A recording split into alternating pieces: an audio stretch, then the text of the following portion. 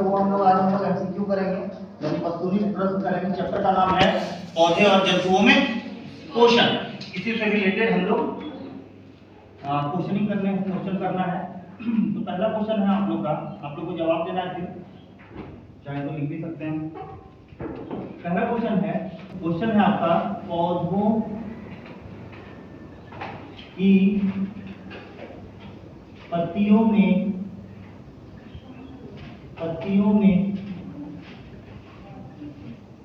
पाया जाने वाला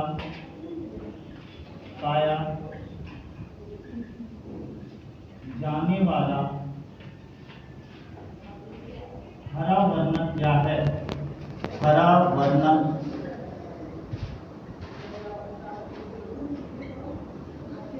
क्या है? चलिए इसका आंसर करेंगे आप लोग। पौधे की पत्तियों में पाए जाने वाला हरा वर्णन क्लोरोफिल। सही जवाब आप लोगों का क्लोरोफिल। अब आप बताइए कितने प्रकार के पिगमेंट के बारे में आप लोग पढ़े हैं? 3 प्रकार के पिगमेंट के बारे में पढ़े हैं जो कि प्लांट में पाए जाते हैं। तो पहला पिगमेंट क्या था? क्लोरोफिल। पहला पिगमेंट था क्लोरोफिल। दूसरा पिगमेंट था क्रोमोप्लास्ट। और तीसरा था ल्यूकोप्लास्ट। तो पौधे जो हमें हरे दिखाई देते हैं वो किसकी वजह से? क्लोरोफिल, यानी ये ग्रीन कलर को शो करता है। क्रोमोप्लास्ट जो है ये कलर पिगमेंट है, जो आप देखते हैं पत्ते का रंग कभी पीला हो जाना, या फल का देखते हैं कलर, अलग अलग कलर देखते हैं ना, तो वो क्रोमोप्लास्ट की वजह से होता है। और तीसरा जो ल्यूकोप्लास्ट है ये है कलरलेस पिगमेंट। कलरलेस, जैसे आप रूट को देखेंगे तो उसमें कोई कलर होता है? नहीं होता है। तो ये 3 तरह का पिगमेंट के बारे में हम लोग पढ़े थे, है ना। चलिए अब नेक्स्ट क्वेश्चन है आप लोगों का। क्वेश्चन नंबर 2 है, पौधे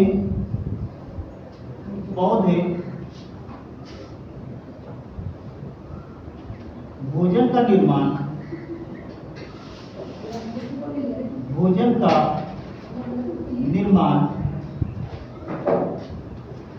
किस भाग द्वारा करते हैं?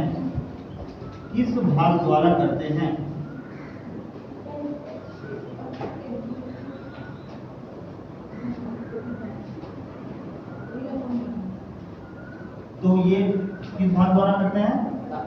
तो यहाँ पे होगा पत्ती या पत्ती, लीफ। इसी के द्वारा क्या होते हैं? पौधे क्या करते हैं? भोजन का निर्माण करते हैं। और इसी पत्ती को क्या कहा जाता है? Kitchen of the plant.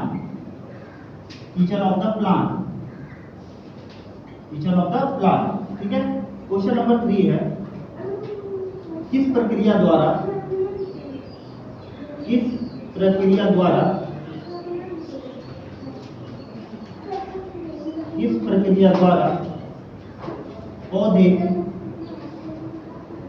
पौधे भोजन का निर्माण करते हैं?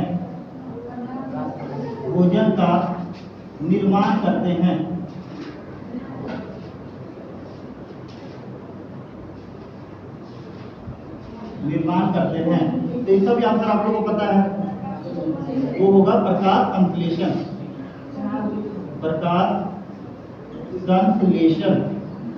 ये हो गया आपका तीसरा क्वेश्चन। क्वेश्चन नंबर 4 है, क्वेश्चन है भोजन के आदतों के आधार पर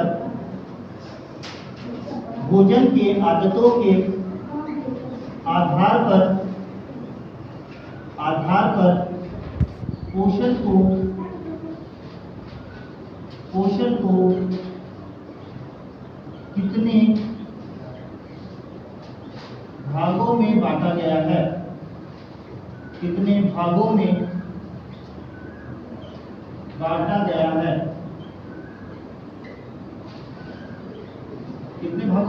है? क्वेश्चन के आधार पे 2 भागों में। कितने भागों में? एक होता है 100 पोर्शन, एक हुआ 100 पोर्शन और दूसरा हुआ पर पोर्शन। ये हो गया 2 भाग। एक हो गया सब क्वेश्चन, दूसरा हो गया पर क्वेश्चन। ये 4 क्वेश्चन में दिक्कत नहीं है। तो आगे बढ़ते हैं। क्वेश्चन नंबर 5 है,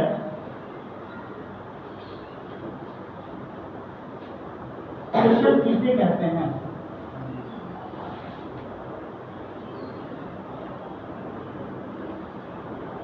क्वेश्चन किसे कहते हैं?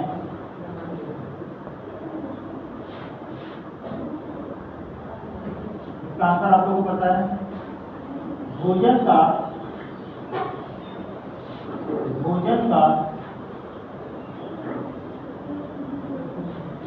अंतर्ग्रहण कर उसका उपयोग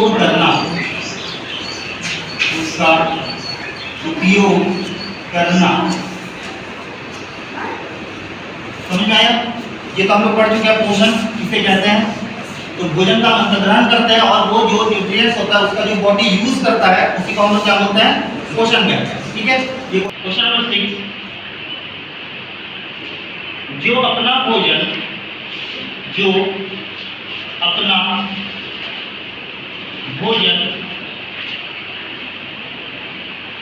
स्वयं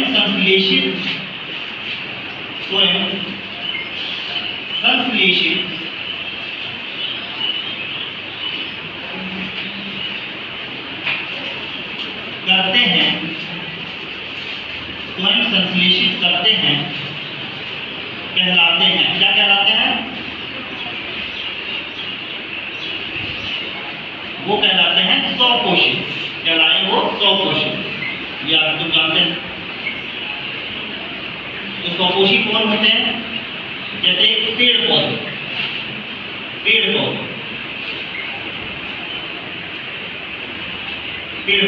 है ना। क्वेश्चन नंबर 7, पत्तियों में उपस्थित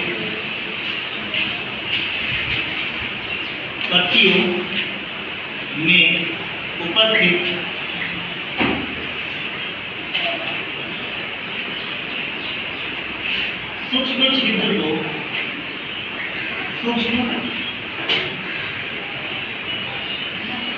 को क्या कहते हैं?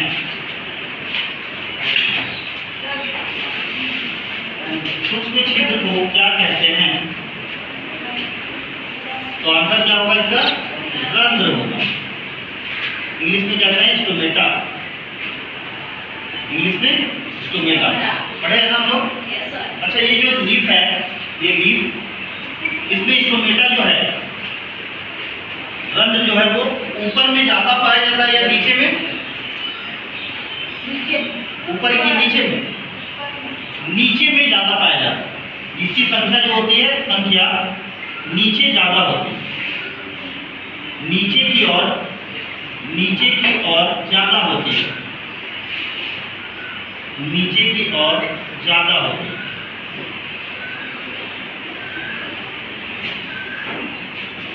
ये भी समझ गए। क्वेश्चन नंबर 8 है, देखिए प्रकाश संश्लेषण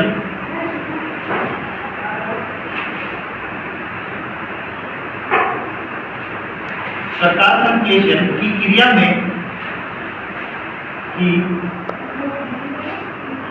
में ऑक्सीजन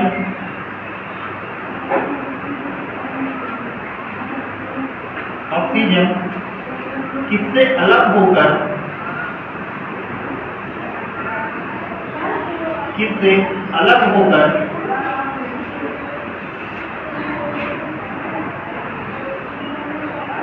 वायुमंडल में प्रवेश करता है।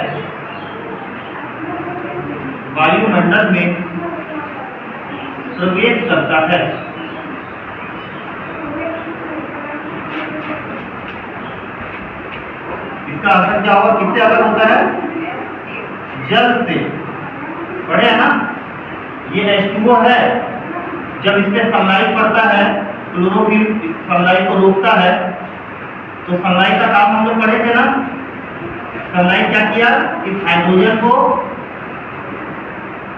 हाइड्रोजन और ऑक्सीजन को क्या कर दिया? अलग कर दिया, और यही जो ऑक्सीजन है वो कहाँ जा गया, एटमॉस्फेयर में। यही वो जो गैस है जो एटमॉस्फेयर में क्या हो गया, चला गया। ठीक है, तो ये सब हम लोग जान गए थे।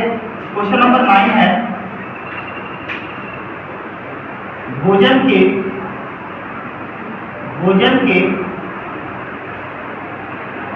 जटिल अणुओं को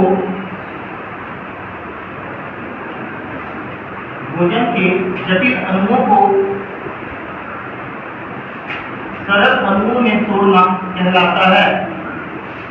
सरल अणुओं में तोड़ना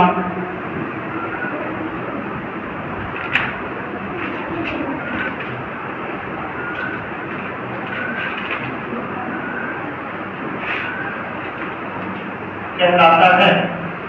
क्या कहलाता है, आप लोगों को पता है, ये कहलाता है पाचन। क्या कहलाया, पाचन, जिसको हम लोग बोलते हैं डाइजेशन। डाइजेशन है ना। इतना तो तक हो गया। चलिए नेक्स्ट क्वेश्चन है,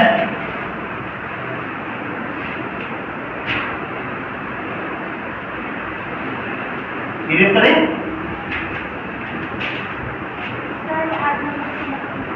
प्रकाश संश्लेषण की क्रिया में ऑक्सीजन किससे अलग होकर वायुमंडल में प्रवेश करता है। ये वाला क्वेश्चन जो है आप लोग का, जैसे ये प्लांट है, ये प्लांट हो गया,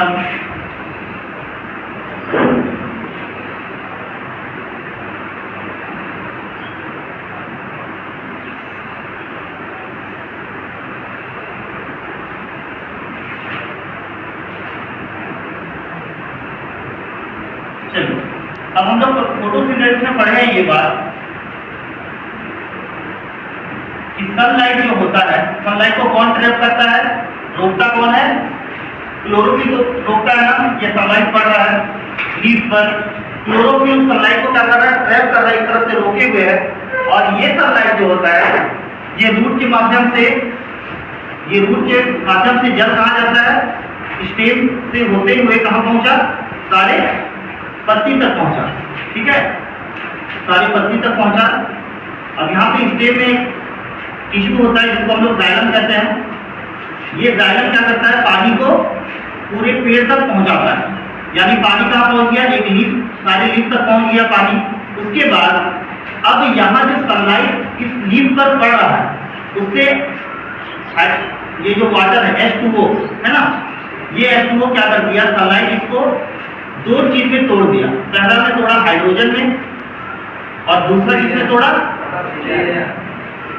ऑक्सीजन में। अब आप जानते हैं कि ये हाइड्रोजन का यूज, अब जो कार्बन डाइऑक्साइड है इस हाइड्रोजन के साथ मिला है ना, हाइड्रोजन के साथ मिला, तो ये क्या बना लिया, अपना भोजन बना लिया, जिसको बोलते हैं ग्लूकोज। और ये ऑक्सीजन जो है ये अलग हो गया, तो ये क्या हो जाता है, एटमॉस्फेयर से क्या हो जाता है, यानी एटमॉस्फेयर में चला जाता है। ठीक है, तो यही तो बात आ गई, प्रकाश संश्लेषण की क्रिया में ऑक्सीजन किससे अलग होकर वायुमंडल में प्रवेश करता है। किससे अलग हुआ, ऑक्सीजन जल से ना। ये क्वेश्चन क्लियर है। क्वेश्चन नंबर 10, लाल ग्रंथि कितने प्रकार की होती है, कितने प्रकार की होती है।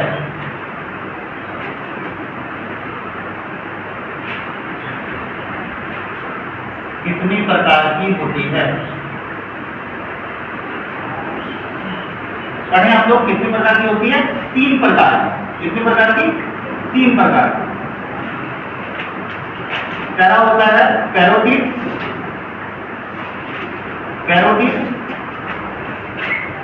सबमेंडिबुलर,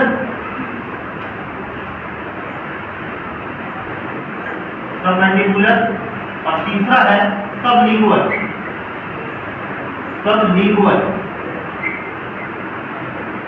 ये हो गया 3 प्रकार का लाल ग्रंथि।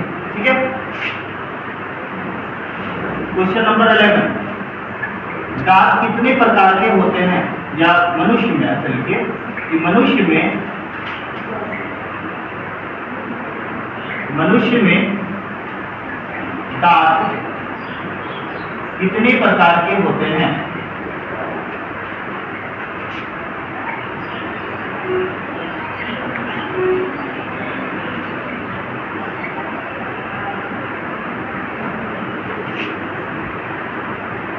कितने प्रकार के होते हैं? तो ये आप लोग जानते हैं 4 प्रकार के होते हैं। 4 प्रकार के। पहला होता है इंसीजर, दूसरा होता है कैनाइन, फिर होता है प्रीमोलर और लास्ट है मोलर। ये होता है, ठीक है। उसके बाद नेक्स्ट क्वेश्चन है मानव शरीर की सबसे बड़ी ग्रंथि का नाम क्या है? सबसे बड़ी ग्रंथि का नाम क्या है? क्या होगा सबसे बड़ी ग्रंथि का नाम? यकृत। क्या होगा? यकृत। तो हम लोग लीवर कहते हैं। ये हो गया लीवर, ठीक है। अगला क्वेश्चन है क्वेश्चन नंबर 13। क्वेश्चन नंबर 13 में है कि लाल ग्रंथि द्वारा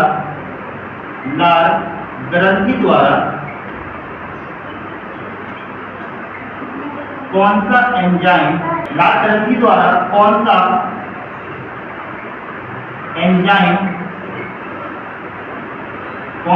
एंजाइम स्रावित होता है? कौन सा एंजाइम स्रावित होता है? चलिए, वेरी गुड। इसका आंसर आप लोगों को पता है। या तो इसको टाइलिन बोलते हैं या इसको सेलेब्री एमाइलेज बोलते हैं। सेलेब्री एमाइलेज। ये हो गया। क्वेश्चन नंबर 14 है। क्वेश्चन नंबर 14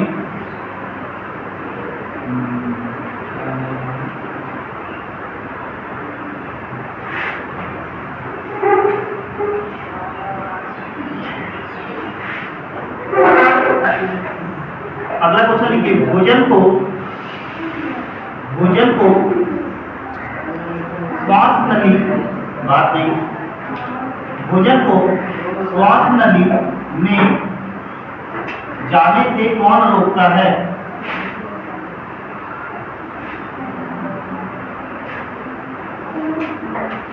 जाने से कौन रोकता है?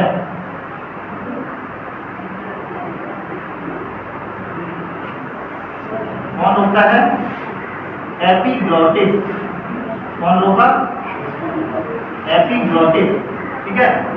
क्वेश्चन नंबर 15 में क्वेश्चन नंबर 15 है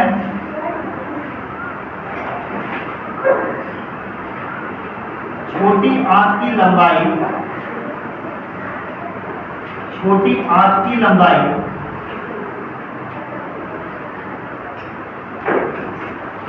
कितनी होती है?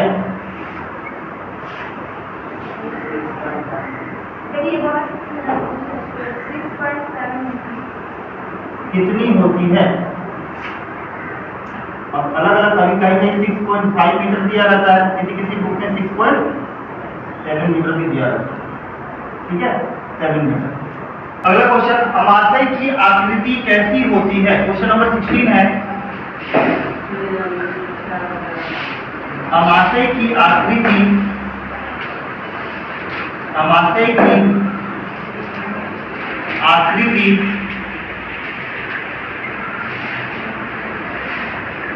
कैसी होती है?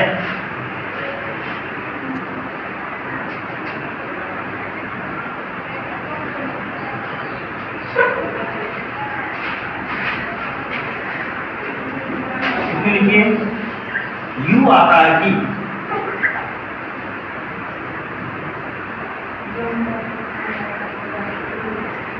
क्वेश्चन नंबर 17 लिखिए वैसे जीव जो अपना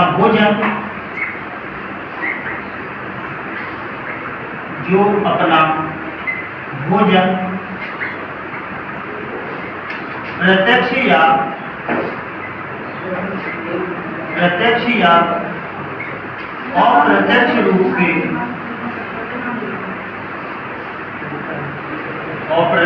रूप से दूसरे जीवों से प्राप्त करता है, दूसरे जीवों से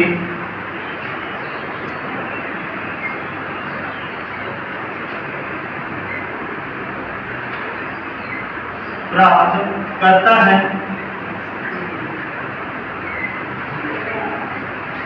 कहलाता है। क्या कहलाता है? परपोषी। ये इसमें लिखिए परपोषी को जीव होते हैं, इसमें लिखिए परपोषण, और जो परपोषण विधि को अपनाता है वो कहलाते हैं परपोषी। क्वेश्चन नंबर 18,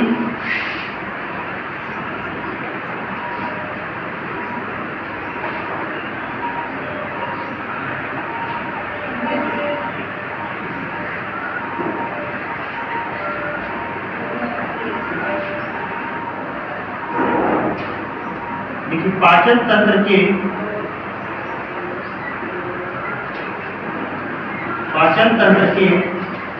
किस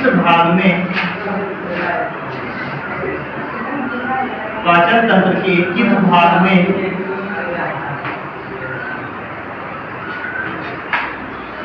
भोजन में कोई परिवर्तन नहीं होता है?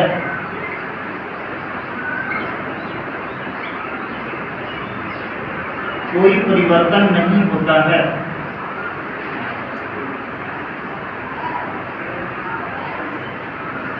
आंसर लिखिए ग्रथिका।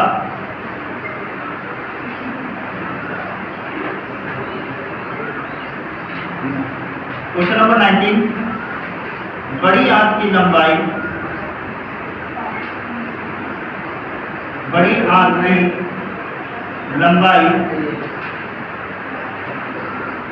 क्या होती है?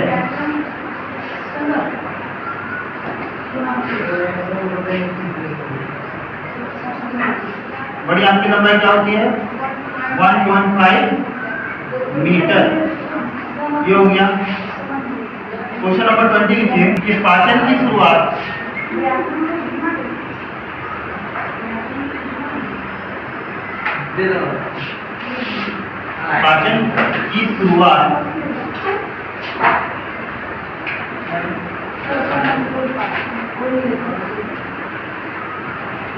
शरीर के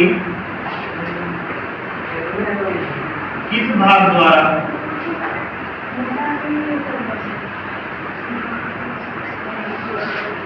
शुरू होती है?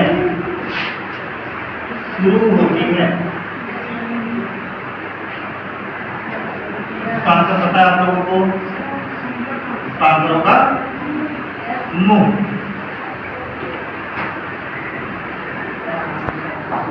चलिए ठीक है, आज 20 क्वेश्चन देखे हैं, ठीक है, और इसमें है थोड़ा सा और क्वेश्चन बचा हुआ जो हम लोग कल देखेंगे, ठीक है।